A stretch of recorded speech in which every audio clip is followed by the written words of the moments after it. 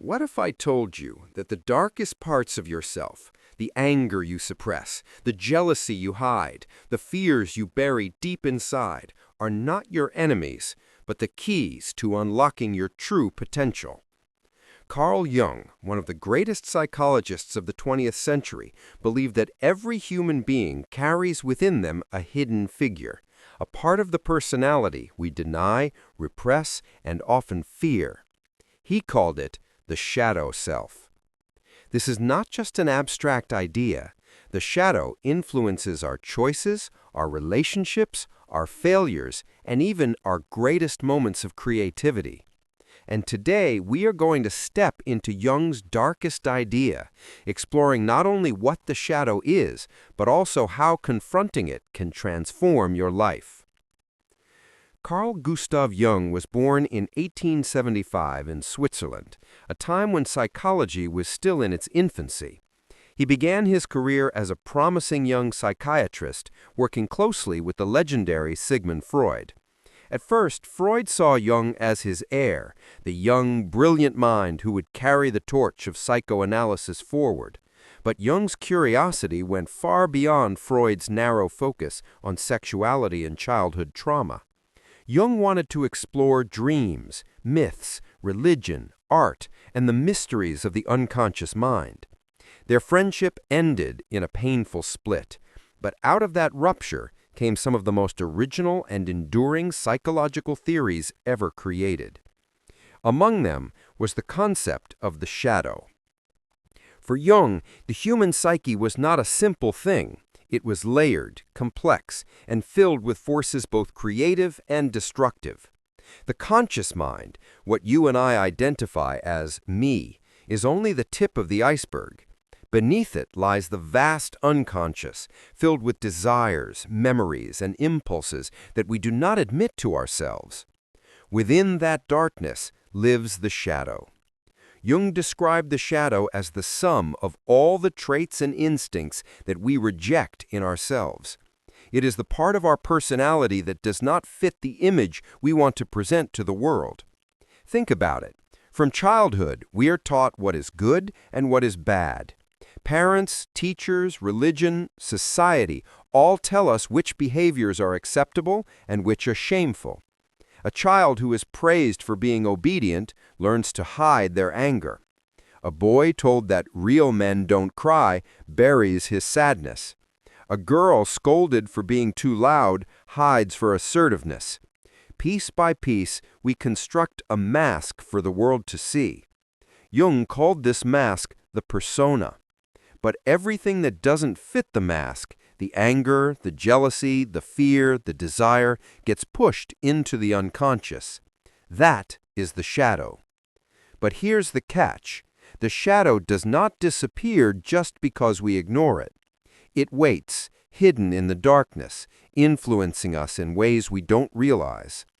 Have you ever exploded in anger over something small? Have you ever hated someone instantly without even knowing them? Have you ever caught yourself doing something you despised in others? That is the shadow at work. Jung believed that the qualities we most hate in others are often projections of our own shadow. When you condemn someone as selfish, arrogant, or weak, there is a good chance you are projecting the parts of yourself that you refuse to see. Everyone carries a shadow, Jung said, and the less it is embodied, the darker and denser it becomes. Left unexamined, the shadow can ruin lives. It can turn into addictions, self-destruction, broken relationships, even violence. On a larger scale, Jung warned that entire nations can fall under the spell of the collective shadow, leading to mass hatred, racism, and war. He saw this happening in his own lifetime with the rise of Nazi Germany. For Jung, ignoring the shadow was not just a personal danger, it was a collective one. But Jung did not believe the shadow was only negative.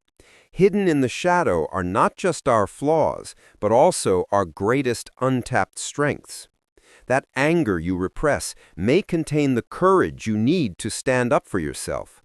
The jealousy you deny may reveal the deep desires you secretly want to pursue. Even the darker impulses, when brought into consciousness, can be transformed into creative power.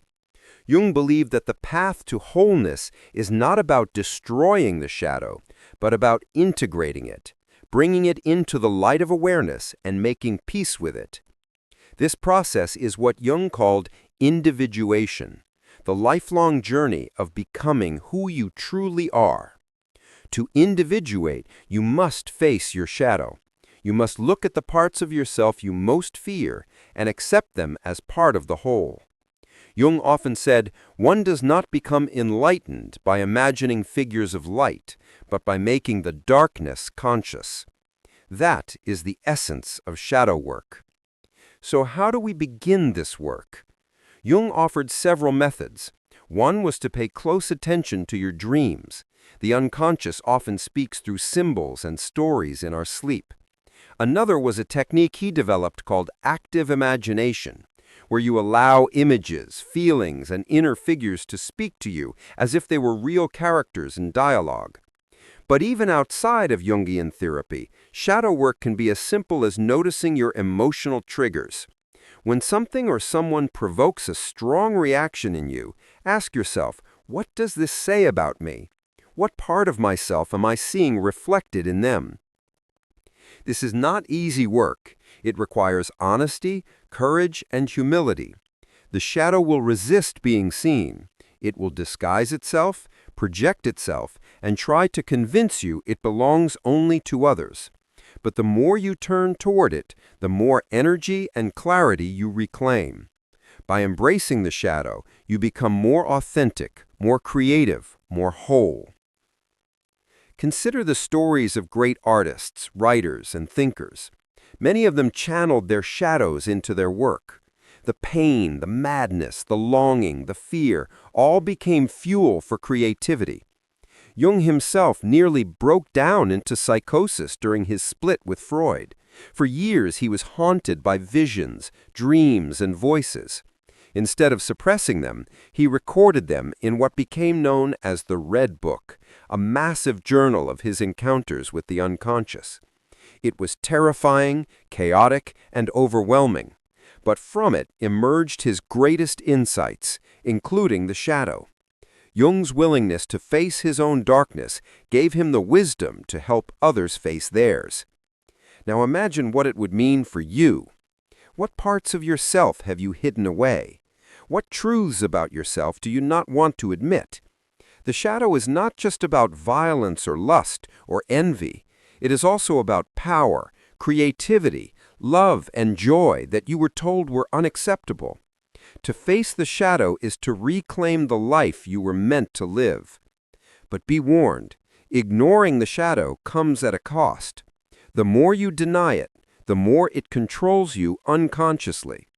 The person who insists they are pure and flawless is often the one most possessed by their shadow.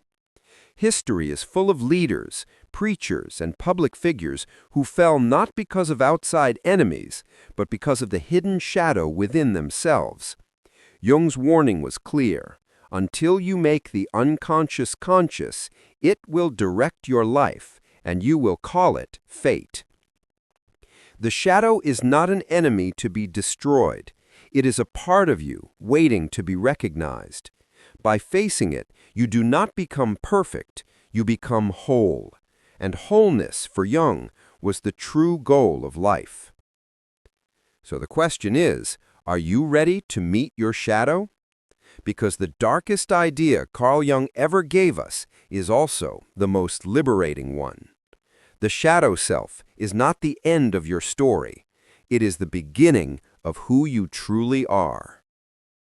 What if I told you that the darkest parts of yourself, the anger you bury, the jealousy you deny, the fears you never admit, are not your enemies, but your greatest teachers? Carl Jung, the Swiss psychiatrist, called this hidden figure inside each of us the shadow self. For Jung, it was the most dangerous and the most important idea of his psychology, because until you face your shadow, you will never truly know who you are. Carl Gustav Jung was born in 1875 in a small village in Switzerland. He grew up the quiet, introverted son of a pastor, surrounded by religion, myths, and mysteries. From childhood, he experienced strange dreams and visions that haunted him for years. These inner images, wild, terrifying, and fascinating, would later form the foundation of his life's work. But before Jung became the Jung we know today, he was a young doctor working under the shadow of another giant, Sigmund Freud. At first, Jung and Freud were inseparable. Freud called Jung his crown prince, the one who would continue psychoanalysis into the future. But Jung saw things Freud could not. Freud believed the unconscious was mostly about repressed sexuality and childhood trauma. Jung believed the unconscious was far bigger, deeper, and older. He saw it filled with symbols, myths, archetypes, patterns of human experience stretching back thousands of years. Eventually, this disagreement broke their friendship, and Jung was cast out, alone, into a personal crisis. It was during this dark night of his soul that Jung discovered his greatest insights. He kept a secret journal, later called the Red Book, where he recorded his dreams, visions, and dialogues with inner figures.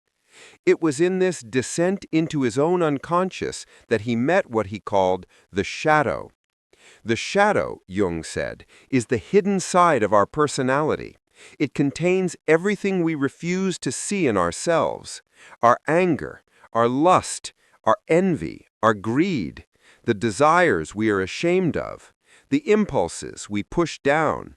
But the shadow is not only made of bad qualities, it also contains positive traits we have rejected: our creativity, our strength, our courage, that society or family taught us to suppress. From childhood, we are trained to wear a mask. Jung called it the persona, the image we present to the world: a polite student, a loyal friend, a hard-working professional.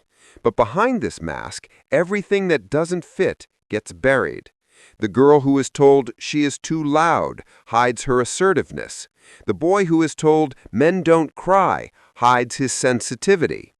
Piece by piece, the shadow grows in the dark.